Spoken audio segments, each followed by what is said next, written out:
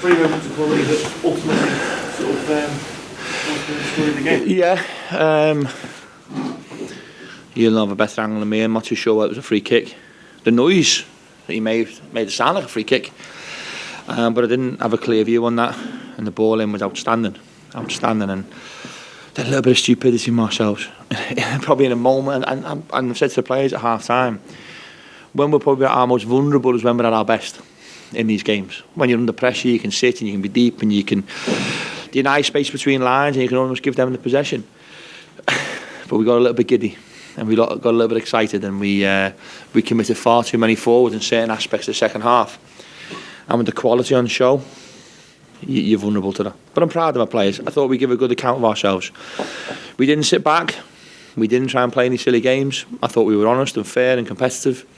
I thought we tried to play at certain stages. Thought our three in midfield looked like very, very good football. Little Lewis Bates, he's a little genius. He really is. He's a tremendous talent. Leeds have got some player there for the future. And but a lot of aspects of our game tonight were good. Just the little small things, and the smaller things in the bigger games become important.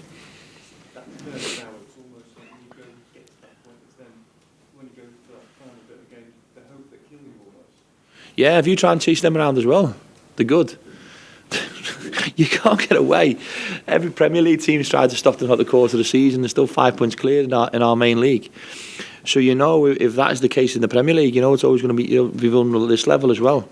But I don't think our players have got anything to hold their heads down. I think they can certainly have their heads up and they can be proud of some of their play tonight. It's just that at 1-0, I felt if we consolidate for 10-15 minutes, you just don't know. And I think we got a little bit too excited.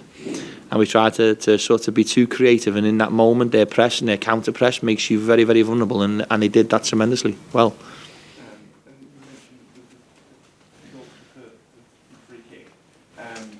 You seem to be a lot more than what you'd expect in a League One game, players going down in free kicks, given that you probably wouldn't get in League One.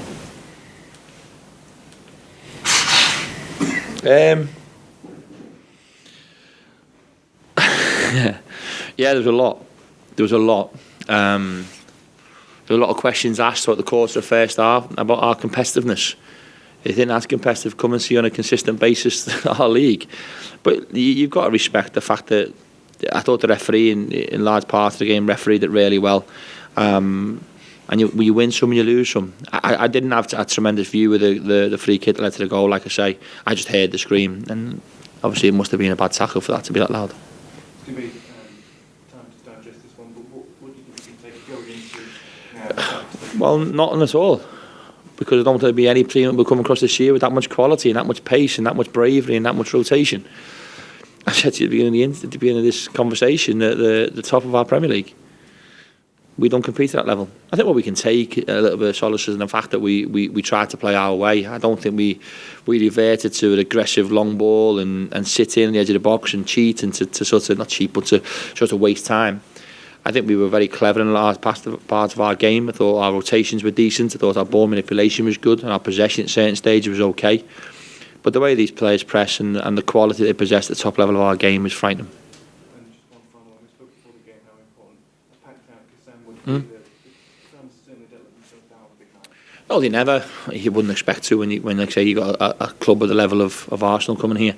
You'd expect that to be the case, and we've had now Newcastle, Man City twice, and West Ham and now Arsenal here in the last 3 or 4 years, and we've always sold out.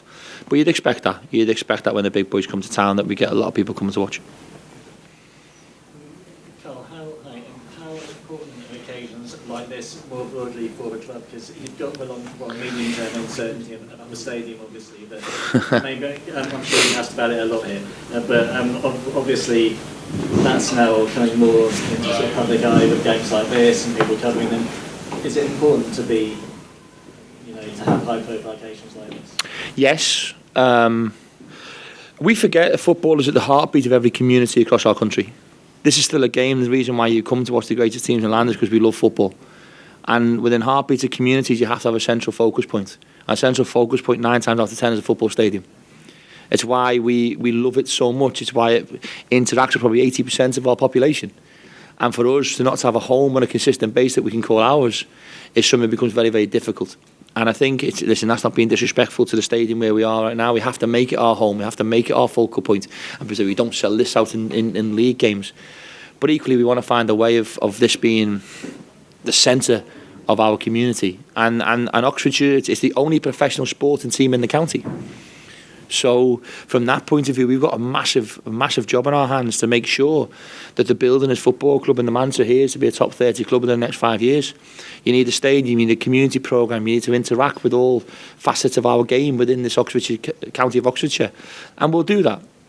But fundamentally as well, my job is to make sure that we're underachieving on the pitch, being 15th, and we've got to make sure we're doing a much better job in that as well.